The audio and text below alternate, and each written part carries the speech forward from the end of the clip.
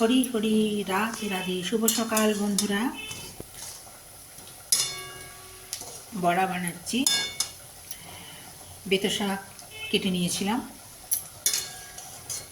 ধনে পাতাও কেটে নিয়েছিলাম, ডাঁটি সদ্য দিয়েছি, কিন্তু শাকগুলোই কুচিয়ে নিয়েছিলাম আর কি।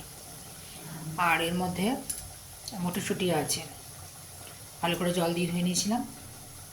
এরপরে বেসন নিয়েছিলাম পরিমাণ মতো, ওর মধ্যে হলুদ, নুন, চিনি, খাবার সোডা দিয়েছি, একটু লঙ্কার গুঁড়ো দিয়েছি, ভালো করে জল দিয়ে ফেটিয়ে নিয়ে ওই যে কেটে নিয়েছিলাম ধনে পাতা, তারপরে বেতো শাক আর মটরশুঁটি ছাড়িয়ে নিয়েছিলাম, সেগুলো সব ওর মধ্যে দিয়ে মানে ভালো করে মাখিয়ে নিয়ে এই যে বড়া বানাচ্ছি।